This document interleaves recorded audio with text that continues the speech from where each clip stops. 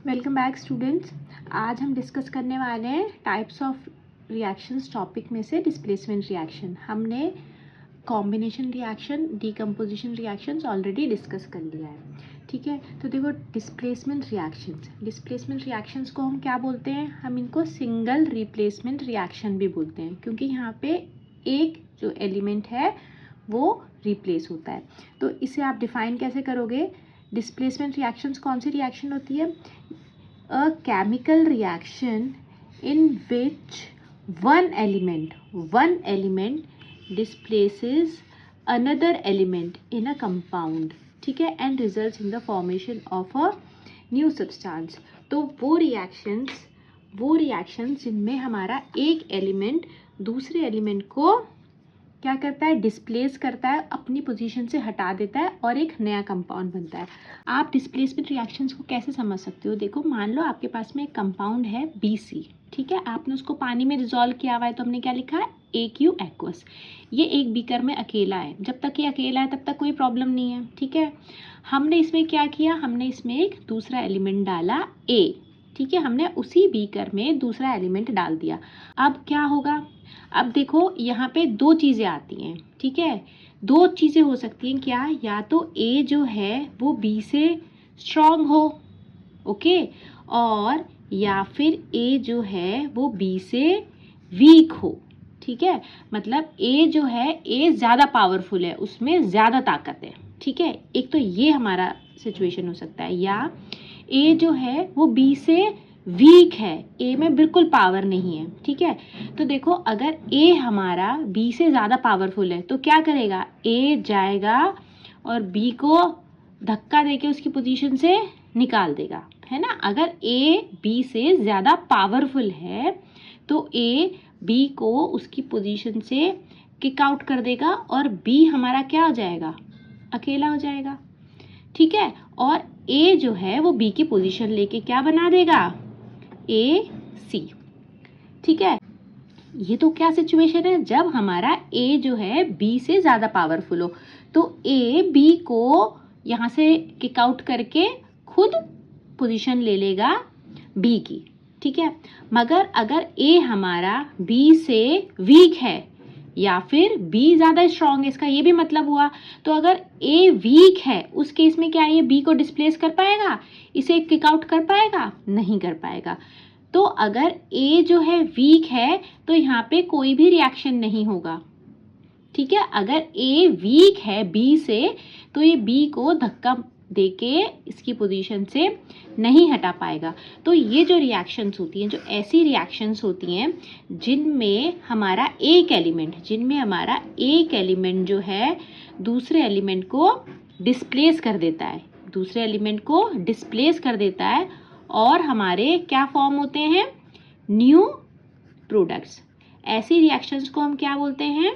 Displacement reactions, ठीक है। अब ये जो डिस्प्लेसमेंट रिएक्शंस हैं, इनमें जो हमारे एलिमेंट्स हैं ये हमारे मेटल्स भी हो सकते हैं और नॉन मेटल्स भी हो सकते हैं, ठीक है। बट ये वाला जो अभी हम चैप्टर 1 में जो कर रहे हैं, हम वहाँ खाली मेटल्स की बात कर रहे हैं, ओके। अब डिस्प्लेसमेंट रिएक्शंस में होता क्या है? ये क्या हो रहा है? ये A स्ट्रॉन्ग B वीक, यहाँ पे बात हो रही है इन मेटल्स की रिएक्टिविटी की, ठीक है। स्ट्रॉन्ग का मतलब है रिएक्टिव। तो अगर A जो है ज़्यादा रिएक्टिव है B से, तो ये B को डिस्प्लेस कर देगा। तो हम क्या बोलेंगे कि डिस्प्लेसमेंट रिएक्शंस में क्या होता है? अ मोर रिएक्टिव मेटल में displace a less reactive metal. क्या होता है? जो मोर रिएक्टिव मेटल है वो लेस रिएक्टिव मेटल को डिस्प्लेस कर सकता है, मगर इसका उल्टा नहीं होगा, ठीक है। हमेशा क्या होगा? मोर रिएक्टिव जो है वो लेस रिएक्टिव को डिस्प्लेस कर देगा, ठीक है। और यहाँ पे मेटल्स के अलावा क्या हो सकता है? नॉन मेटल्स भी हो सकते हैं। ये एलिमेंट्स हमारे नॉन मेटल्स भी हो सकते हैं। तो हम ये भी बोल सकते हैं अ मोर रिएक्टिव नॉन मेटल में displace a less reactive non metal from its compound, okay. अब ये हम किस बेसिस पे डिसाइड करते हैं कि ये डिस्प्लेस करेगा या नहीं करेगा? हम किस बेसिस पे डिसाइड करते हैं? हमारे पास में एक टेबल होती है जिसे हम क्या बोलते हैं? Reactivity series. हम इसे क्या बोलते हैं? Reactivity series. ये टेबल बेटा आपको याद करनी पड़ेगी। इस टेबल में मेटल्स को अरेंज किया जाता है in order of their decreasing activity. मतलब जितना हम नीचे जाएंगे रिएक्टिविटी जो है उनकी कम होती चली जाएगी। तो सबसे ज़्यादा रिएक्टिव क्या, पोटेशियम हुआ, मतलब सबसे स्ट्रॉन्ग है, ये नीचे किसी को भी डिस्प्लेस कर सकता है। इससे कम जो हमारा रिएक्टिव है वो क्या है, सोडियम। सोडियम इन सबसे ज़्यादा रिएक्टिव है मगर पोटेशियम से कम रिएक्टिव है। उसके बाद में क्या आता है, कैल्शियम। कैल्शियम जो है इन सबसे ज़्यादा रिएक्टिव है मगर इन दोनों से कम रिएक्टिव है।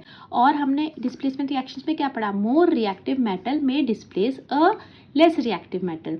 तो ज़्यादा रिएक्टिव जो है वो लेस रिएक्टिव को डिस्प्लेस कर सकता है। मतलब कैल्शियम जो है इन सबको डिस्प्लेस कर सकता है मगर इन दोनों को नहीं। क्यों, क्योंकि कैल्शियम इनसे कम रिएक्टिव है। ऐसे ही आयरन अपने नीचे वालों को सबको डिस्प्लेस कर सकता है किसी भी कंपाउंड में से मगर अपने ऊपर वालों को नहीं।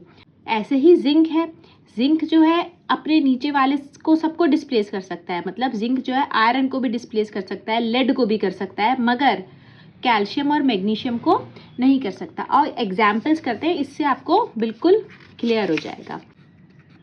फर्स्ट रिएक्शन क्या है, कैल्शियम सल्फेट और एल्यूमिनियम का।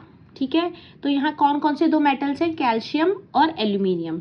तो देखो अभी आपको क्या चीज़ बताइए, अगर एल्यूमिनियम ज़्यादा रिएक्टिव होगा तो वो कैल्शियम को डिस्प्लेस कर देगा। तो हमें किस किस की रिएक्टिविटी देखनी है, कैल्शियम और एल्यूमिनियम की। देखो एल्यूमिनियम और कैल्शियम, ज़्यादा रिएक्टिव कौन है, कैल्शियम या एल्यूमिनियम, कैल्शियम। तो एल्यूमिनियम जो है इसको डिस्प्लेस नहीं कर पाएगा। आया समझ, हमें कैल्शियम और अगर एल्यूमिनियम की हम रिएक्टिविटी देखें तो ज़्यादा स्ट्रॉन्ग क्या है, कैल्शियम है। कैल्शियम स्ट्रॉन्ग है, कैल्शियम जो है अपनी पोजीशन से हटेगा ही नहीं। एल्यूमिनियम में इतनी एनर्जी ही नहीं है क्योंकि ये कम रिएक्टिव है कि ये कैल्शियम को इस कंपाउंड में से धक्का देके खुद कैल्शियम की जगह ले ले, तो ये रिएक्शन नहीं होगी। ठीक है, अब देखो सेकेंड एग्जाम्पल क्या है, कॉपर सल्फेट और कैल्शियम। तो कौन कौन से कंपाउंड है, कैल्शियम और कॉपर सल्फेट। अब आप देखो कैल्शियम और कॉपर सल्फेट, इन दोनों में से ज़्यादा रिएक्टिव क्या है, कैल्शियम। इसका मतलब कैल्शियम जो है कॉपर को डिस्प्लेस कर सकता है। तो ये जो कैल्शियम है क्या है, ये ज़्यादा रिएक्टिव है। इसका मतलब ये जाके कॉपर को इसकी पोजीशन से धक्का दे सकता है ना। तो यहाँ पे क्या होगा, कैल्शियम जो है कॉपर को पुश कर देगा और खुद इसकी जगह ले लेगा। तो क्या फॉर्म हो जाएगा, कैल्शियम सल्फेट और कॉपर जो है वो अकेला रह जाएगा, है ना। अब नेक्स्ट रिएक्शन देखो, आयरन सल्फेट और कॉपर। आयरन और कॉपर, देखो ये रहा आयरन, ये रहा कॉपर। ज़्यादा रिएक्टिव क्या है, कॉपर या आयरन, बताओ, आयरन।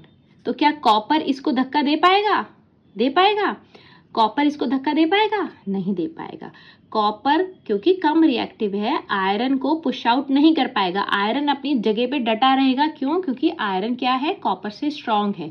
तो ये रिएक्शन भी नहीं होगी। ठीक है, लास्ट एग्जाम्पल देखो, जिंक और मैग्नीशियम का। अब आप देखो जिंक कहाँ है, ये रहा, मैग्नीशियम कहाँ है, ये रहा। तो दोनों में से ज़्यादा स्ट्रॉन्ग क्या है, मैग्नीशियम है। ठीक है, तो देखो यहाँ पे अब आप मैग्नीशियम ज़्यादा स्ट्रॉन्ग है तो मैग्नीशियम जिंक को धक्का दे सकता है, इसे पुश आउट कर सकता है। तो मैग्नीशियम क्या करेगा, इसको पुश आउट करके खुद इसकी जगह ले लेगा और क्या फॉर्म हो जाएगा, मैग्नीशियम सल्फेट और जिंक। ठीक है, तो समझ आया आपको जब भी ऐसा रिएक्शन दिया जाए तो आपको रिएक्टिविटी कंपेयर करनी है दोनों मेटल्स की। वो जो ज़्यादा रिएक्टिव है वो मेटल कम रिएक्टिव को डिस्प्लेस कर देगा मगर कम रिएक्टिव वाला ज़्यादा रिएक्टिव को कभी डिस्प्लेस नहीं कर पाएगा किसी भी कंपाउंड में से। जैसे यहाँ पे एल्यूमिनियम और कॉपर है, इनकी रिएक्टिविटी कम है, किससे, एल्यूमिनियम की रिएक्टिविटी कम है कैल्शियम से और कॉपर की आयरन से, इसलिए ये दोनों डिस्प्लेस नहीं कर पाते और ये रिएक्शंस हमारी नहीं होती। तो आपको रिएक्टिविटी सीरीज में कौन सी रिएक्शन होगी और कौन सी रिएक्शन नहीं होगी ये देखना समझ आ गया होगा, क्योंकि एग्जाम में ऐसे क्वेश्चन आते हैं। ये एक एग्जाम का ही MCQ है। ठीक है, उसमें क्या था कि आपको 4 ऑप्शन दिए गए थे, A, B, C, D, और इसमें से आपको बताना था कि कौन कौन सी रिएक्शन होंगी और कौन सी नहीं होंगी। तो इसमें कौन कौन सी होगी, B and D जो है वो होंगी, ए और सी नहीं होंगी। तो आपको रिएक्टिविटी सीरीज याद करनी होगी, उससे आप इजीली देख के बता सकते हो कि कौन सी रिएक्शन फीजिबल है, मतलब हो सकती है, और कौन सी नहीं। अब आओ हम डिस्प्लेसमेंट रिएक्शंस के एग्जाम्पल देखते हैं जो आपकी बुक में दिए गए हैं। Reaction between iron and copper sulphate.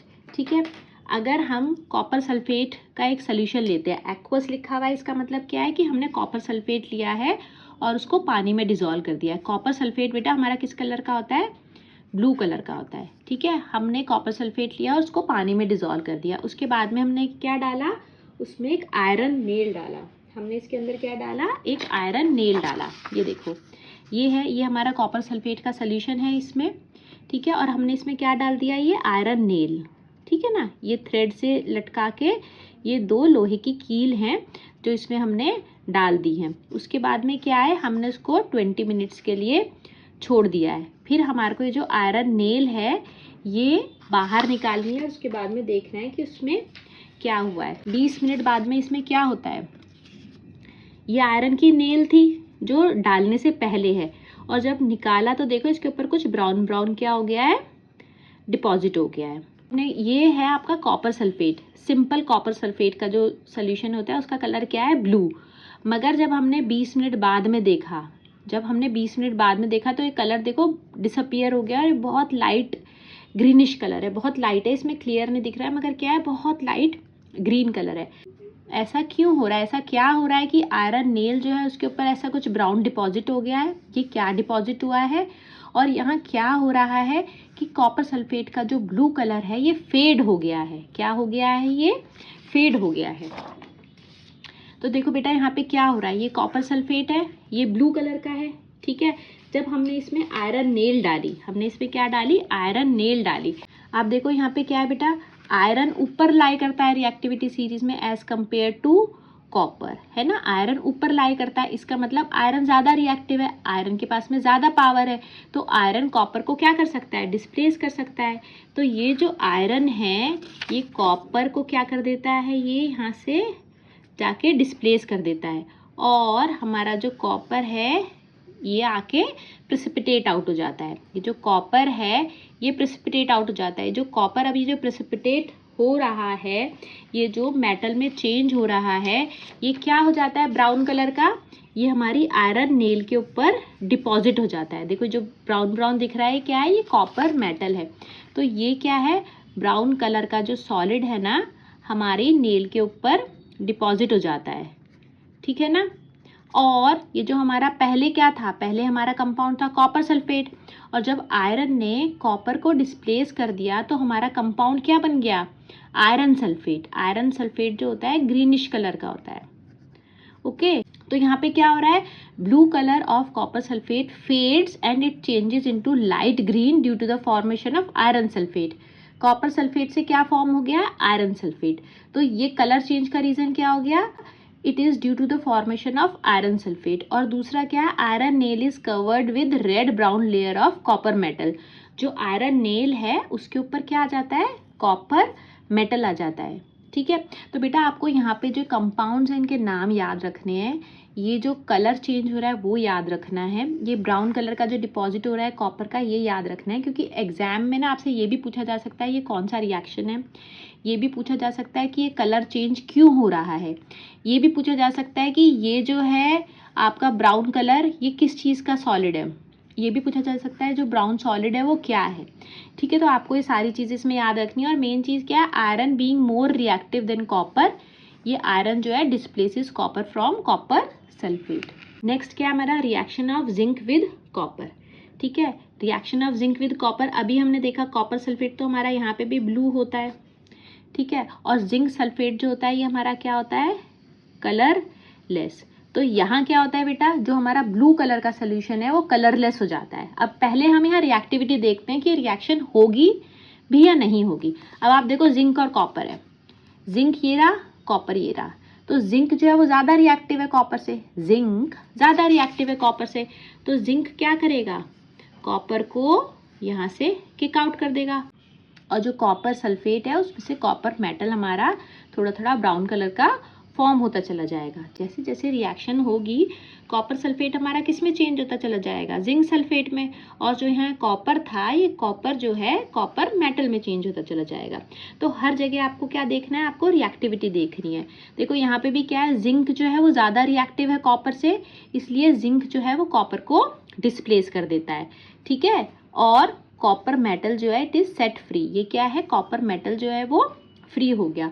होता क्या है, और कलर चेंज क्या है यहाँ पे कि जो ब्लू कलर है सोल्यूशन का वो फेड होता चला जाता है। क्यों, क्योंकि हमारा जिंक सल्फेट फॉर्म हो रहा है जो कि कलरलेस है। और क्या होता है हमारा, a reddish brown deposit of copper metal is formed on the surface of zinc. जैसे आयरन की नेल के ऊपर कॉपर मेटल का ब्राउन डिपॉजिट था वो हो गया था, ऐसे ही जिंक की जो सरफेस है उसके ऊपर भी ब्राउन कलर का जो कॉपर मेटल है वो डिपॉजिट हो जाएगा, ठीक है। तो अगर बेटा आपको एग्जाम में दे दें कॉपर प्लस ZnSO4, ठीक है, फिर आपसे पूछें कि क्या रिएक्शन होगी, तब आप ये मत सोचना अरे कॉपर सल्फेट और जिंक का रिएक्शन हो रहा था तो ये भी होगा, नहीं, आपको हमेशा क्या चेक करना है, रिएक्टिविटी।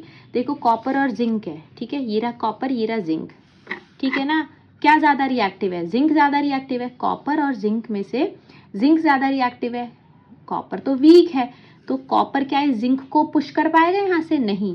अगर ये मेटल ज़्यादा रिएक्टिव है और स्ट्रांग है तभी ये दूसरे जो एलिमेंट को या मेटल को जो है वो डिस्प्लेस कर पाएगा। अगर ये वीक है तो वो रिएक्शन नहीं होगी। अब आप यहाँ देखो इस रिएक्शन में जिंक जो है वो ज़्यादा रिएक्टिव है, कॉपर कम रिएक्टिव है, तो कॉपर जिंक को डिस्प्लेस नहीं कर पाएगा, तो यहाँ कोई रिएक्शन ही नहीं होगी। ओके, तो खाली जिंक और कॉपर देख के एग्जाम में नहीं कर देना है, अपने आप कलर्स नहीं लिख देने हैं। अब नेक्स्ट रिएक्शन है reaction between lead and copper chloride. यहाँ पे देखो लेड और कॉपर, इनमें से ज़्यादा रिएक्टिव क्या है, लेड है, ज़्यादा रिएक्टिव क्या है, लेड है। तो लेड क्या करेगा, तो लेड स्ट्रॉन्ग है, ज़्यादा रिएक्टिव है, तो लेड इस कॉपर को क्या कर देगा, डिस्प्लेस कर देगा यहाँ से, है ना। और क्या हो जाएगा हमारा, कॉपर जो मेटल है ये हमारा फ्री हो जाएगा। मतलब ये जो अभी ये कॉपर कैसे प्रेजेंट था, कॉपर क्लोराइड की फॉर्म में, मगर जब ये लेड कॉपर क्लोराइड में से कॉपर को किक करके बाहर निकाल देगा तो कॉपर मेटल जो है वो बन जाएगा हमारा, ओके। और साथ में हमारा क्या बनेगा, लेड क्लोराइड, कॉपर क्लोराइड से क्या बन जाएगा, लेड क्लोराइड।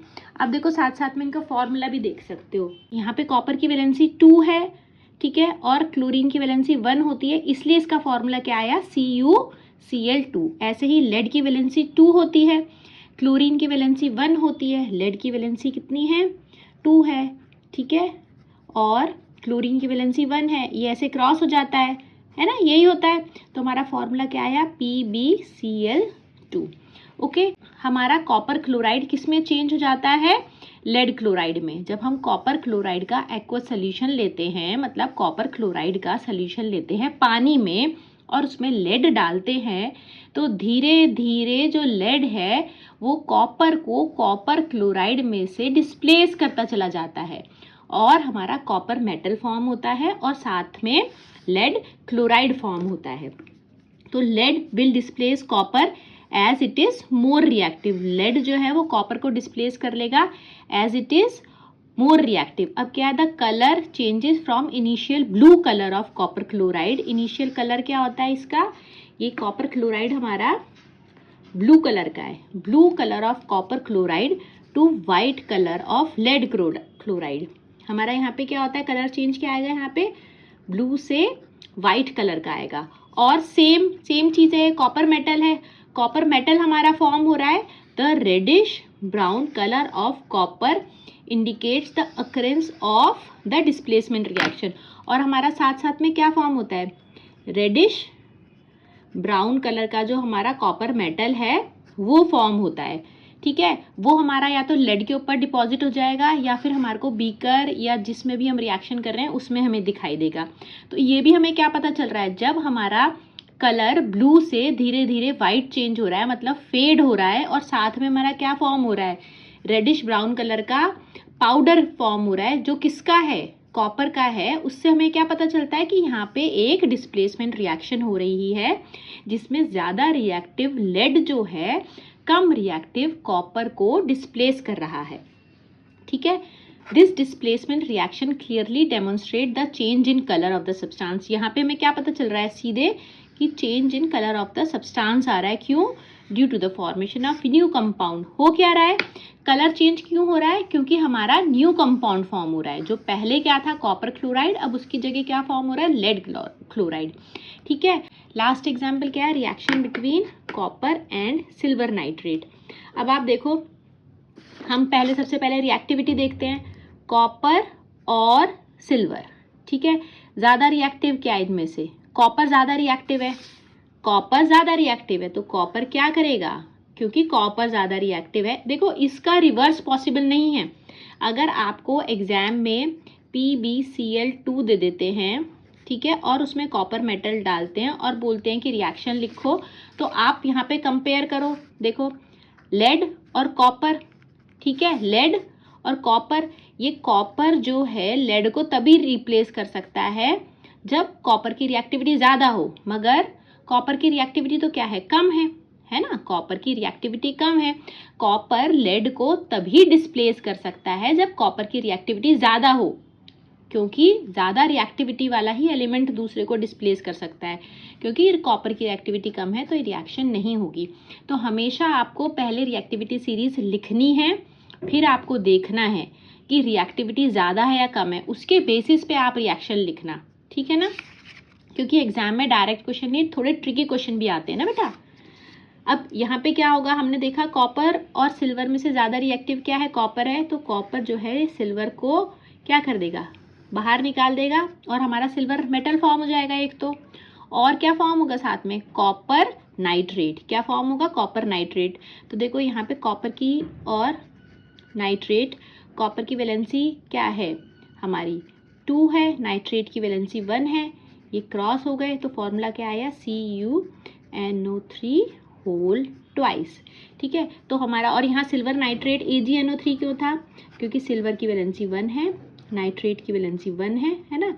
ये क्रॉस होगा तो क्या फॉर्म हुआ? AgNO3। बेटा मैंने एक पहले वीडियो बनाई हुई है इसके ऊपर कि आप कैसे फॉर्मूला बनाओगे, और उसमें इंपॉर्टेंट वैलेंसीज भी आप चाहो तो उसे देख सकते हो। तो यहाँ पे क्या हो रहा है हमारा? ज़्यादा रिएक्टिव कॉपर जो है कम रिएक्टिव सिल्वर को डिस्प्लेस करके क्या बना रहा है? कॉपर नाइट्रेट और सिल्वर मेटल। तो यहाँ पे भी क्या है कि सिल्वर नाइट्रेट के अंदर क्या है? कॉपर वायर को डिप किया गया है। एग्जाम में ऐसे ही देंगे रिएक्शन, एग्जाम में ऐसे नहीं लिख के देंगे आपको। क्या दिया है? कॉपर वायर को डिप किया है सिल्वर नाइट्रेट में। Copper being more reactive metal than silver, it displaces silver from its solution और silver metal is formed। ठीक है। और ये जो सिल्वर है ये कहाँ डिपॉजिट हो जाएगा? ये जो सिल्वर है ये डिपॉजिट हो जाएगा किसके ऊपर? कॉपर मेटल के ऊपर। और कैसा सरफेस मिलेगा? सिल्वर तो शाइनी होता है, तो हमारे को कॉपर मेटल के ऊपर कैसा सरफेस मिलेगा? एक शाइनी सरफेस। ठीक है। अब the solution forms blue colour due to the formation of copper nitrate. हमारा जो सोल्यूशन है ये किस कलर का हो जाता है? ब्लू कलर का। ओके। सिल्वर नाइट्रेट हमारा कलरलेस होता है और ये हमारा क्या है? ब्लू कलर का। तो यहाँ कैसा कलर चेंज हो रहा है? Colourless to blue.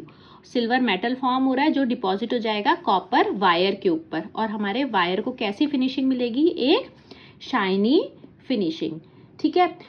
अब नेक्स्ट एग्जाम्पल क्या है? नेक्स्ट एग्जाम्पल है हमारा reaction of iron metal with silver nitrate. ठीक है, सिल्वर नाइट्रेट। अब यहाँ पे भी हम क्या देखेंगे? हम रिएक्टिविटी देखेंगे किसका? आयरन और सिल्वर का। अगर आयरन ज़्यादा रिएक्टिव है सिल्वर से तो इसको डिस्प्लेस कर देगा। तो आयरन ज़्यादा रिएक्टिव है कम? हाँ, आयरन ज़्यादा रिएक्टिव है, मतलब ये इसको डिस्प्लेस कर देगा। तो आयरन जो है सिल्वर मेटल को यहाँ पे डिस्प्लेस कर देता है और हमारा क्या फॉर्म हो जाता है? Silver metal. और ये क्या है हमारा? Iron nitrate. इसको हम फेरस नाइट्रेट भी बोलते हैं। क्यों? ये हमारा है आयरन नाइट्रेट और फेरस नाइट्रेट। फेरस नाइट्रेट क्यों है बेटा? देखो आयरन की 2 वैलेंसी होती है, एक 2 होती है और एक 3 होती है। जहाँ 2 वैलेंसी है इसको हम बोलते हैं फेरस, जहाँ 3 वैलेंसी है इसको हम बोलते हैं फेरिक। मैं इसलिए आपको बता रही हूँ क्योंकि एग्जाम में ना ज़रूरी नहीं है आपको आयरन नाइट्रेट बोला जाए, फेरस और फेरिक भी बोला जा सकता है। तो अब आप देखो FeNO3 होल ट्वाइस में क्या है? आयरन की वैलेंसी 2 है ना, क्योंकि ये इसकी वैलेंसी है, ठीक है, ये आयरन की वैलेंसी है, और जो आयरन की सबस्क्रिप्ट है वो नाइट्रेट की वैलेंसी है। तो यहाँ क्या आयरन की वैलेंसी 2 है, इसका मतलब ये क्या है, फेरस। तो ये क्या कंपाउंड बना, फेरस नाइट्रेट। तो ये भी क्या है, हमारा एक डिस्प्लेसमेंट रिएक्शन का एग्जाम्पल है। ओके, अब देखो अभी हमने क्या पढ़ा, अभी हमने पढ़ा रिलेटिव एक्टिविटीज़ ऑफ मेटल्स पढ़ा था। अब हम यहाँ थोड़े हेलोजेंस के भी एग्जाम्पल देखते हैं, ठीक है। ये देखो, ये क्या है, fluorine, chlorine, bromine, iodine. Fluorine सबसे ज़्यादा रिएक्टिव है और आयोडीन सबसे कम रिएक्टिव है। तो यहाँ पे भी यही चीज़ होती है, जो ज़्यादा एक्टिव मेटल है, जो ज़्यादा रिएक्टिव मेटल है, वो कम रिएक्टिव मेटल को डिस्प्लेस कर सकता है, ठीक है। कम रिएक्टिव जो है वो ज़्यादा को डिस्प्लेस नहीं कर सकता। तो ये क्या हो रहा है, देखो क्लोरीन गैस है जो हमने किस में से पास करी है, एक्वस KBr, मतलब हमने KBr लिया और उसको पानी में डिजोल्व कर दिया, फिर उसमें हमने से क्या पास करी, क्लोरीन गैस। अब हमें ये देखना है सबसे पहले तो कि ये रिएक्शन होगी या नहीं होगी। हम कैसे देखेंगे, अगर क्लोरीन ज़्यादा रिएक्टिव है ब्रोमीन से, अगर क्लोरीन ज़्यादा रिएक्टिव है ब्रोमीन से तो ये रिएक्शन होगी।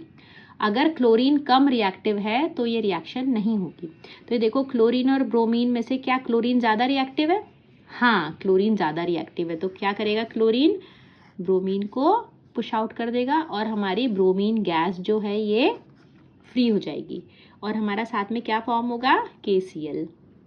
ओके, क्योंकि क्लोरीन की रिएक्टिविटी ज़्यादा है ब्रोमीन से, तो क्या करेगा, क्लोरीन ब्रोमीन को किक आउट कर देगा। जो हमारी ब्रोमीन होती है बेटा, ये हमारी ब्राउन कलर की होती है, ब्राउनिश गैस होती है, ठीक है। तो जब हमारी ब्राउनिश कलर की गैस ब्रोमीन लिबरेट होगी तो ये जो पूरा सोल्यूशन है इसका कलर कैसा हो जाएगा, ब्राउनिश हो जाएगा। क्यों, क्योंकि ब्रोमीन गैस जो है वो लिबरेट हो रही है। तो ये भी किसका रिएक्शन का एग्जाम्पल है, एक डिस्प्लेसमेंट रिएक्शन का, जहाँ एक नॉन मेटल क्लोरीन जो है दूसरे नॉन मेटल ब्रोमीन को डिस्प्लेस कर रहा है, क्योंकि क्लोरीन की रिएक्टिविटी ज़्यादा है एज कम्पेयर टू ब्रोमीन। अगर आपको एग्जाम में KCl + Br2 दे दिया जाए तब आप सेम चीज़ नहीं करोगे, आपको वहाँ पे क्या देखनी होगी, रिएक्टिविटी। आप रिएक्टिविटी देखोगे, अगर ब्रोमीन ज़्यादा रिएक्टिव है क्लोरीन से तभी डिस्प्लेस करेगा। तो देखो, ब्रोमीन ज़्यादा रिएक्टिव है, कम रिएक्टिव है। तो ब्रोमीन कम रिएक्टिव है तो अपने से स्ट्रॉन्ग को कैसे कर सकता है, डिस्प्लेस नहीं कर सकता, तो ये रिएक्शन नहीं होगी। तो बेटा आपको बहुत ध्यान से डिस्प्लेसमेंट रिएक्शंस में देखना है कि किसी भी मेटल या नॉन मेटल की रिएक्टिविटी ज़्यादा है दूसरे से या कम। ओके, तो अब यहाँ पे क्या हो रहा है, जब हम क्लोरीन गैस पास करते हैं aqueous solution of potassium bromide, chlorine being more reactive than bromine displaces bromine from KBr और हमारी ब्रोमीन गैस जो है वो लिबरेट होती है और जो सोल्यूशन है वो लाइट ब्राउन कलर का हो जाता है due to dissolution of bromine gas in it, ठीक है। क्योंकि ब्रोमीन गैस हमारी ब्राउनिश होती है तो ये सोल्यूशन भी हमारा ब्राउनिश हो जाता है। लास्ट एग्जाम्पल क्या है, reaction of chlorine with potassium iodide, ठीक है। इसमें भी सेम चीज़ है, हमने क्या किया है कि क्लोरीन जो गैस है उसको किस में से पास किया, aqueous solution of potassium iodide, मतलब हमने पानी लिया उसमें हमने पोटेशियम आयोडाइड को डिसॉल्व किया। बेटा फॉर्मूला तो मेरे ख्याल से आपको आते होंगे, दोनों की वैलेंसी 1 है इसलिए इनका फॉर्मूला क्या आया, KI, है ना। जब हमने इसको पास किया तो हमने क्या देखा कि हमारी एक कुछ वॉयलेट कलर, ये जो आयोडीन होता है ये कुछ वॉयलेट कलर का होता है, पर्पलिश कलर का होता है।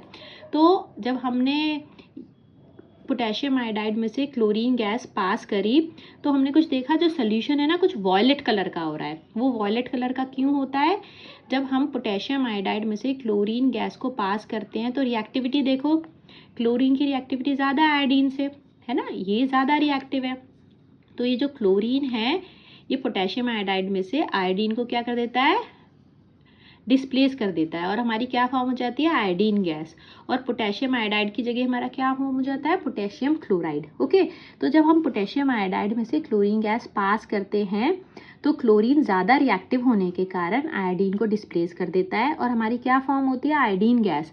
आयोडीन हमारी किस कलर का होती है, वॉयलेट कलर की, तो उस वजह से जो पूरा सोल्यूशन हमें कौन से कलर का दिखता है, वॉयलेट, ठीक है ना। तो ये when chlorine gas is pass through potassium iodide, chlorine being more reactive than iodine displaces iodine from KI and liberates iodine gas, ठीक है। और जो सोल्यूशन है ये वॉयलेट कलर का हो जाता है due to dissolution of iodine. जो हमारा आयोडीन गैस बनी है वो क्या हो जाती है, इस पूरे सोल्यूशन में डिसॉल्व रहती है। ये भी हमारा कैसा एग्जाम्पल है, एक डिस्प्लेसमेंट रिएक्शन का। डिस्प्लेसमेंट रिएक्शंस जो हैं इनमें हमारा एक मेटल दूसरे नॉन मेटल को डिस्प्लेस कर सकता है, या फिर एक नॉन मेटल है दूसरे नॉन मेटल को डिस्प्लेस कर सकता है, मगर रिएक्टिविटी ज़्यादा होनी चाहिए उस मेटल की जो डिस्प्लेस कर रहा है, ठीक है। कम रिएक्टिव जो है वो ज़्यादा रिएक्टिव को डिस्प्लेस नहीं कर सकता है। आपको रिएक्टिविटी सीरीज याद करनी पड़ेगी, क्योंकि एग्जाम में डायरेक्ट क्वेश्चन नहीं आते हैं। आपसे यहाँ पूछा जा सकता है कि ये रिएक्शन होगी या नहीं होगी, कौन सा डिस्प्लेसमेंट रिएक्शन पॉसिबल है या नहीं है। तो आप वहाँ पे क्या करोगे, आप रिएक्टिविटी जो है इनकी कंपेयर करोगे। अगर कोई मेटल जो है ज़्यादा रिएक्टिव है तो वो डिस्प्लेस करेगा, और कम रिएक्टिव है तो वो नहीं करेगा, ठीक है। तो मेरे ख्याल से आपको ये समझ आ गया होगा। कोई आपकी क्वेरी हो तो प्लीज़ पूछिएगा। अब हम नेक्स्ट क्लास में मिलेंगे डबल डिस्प्लेसमेंट रिएक्शंस के साथ। Thank you.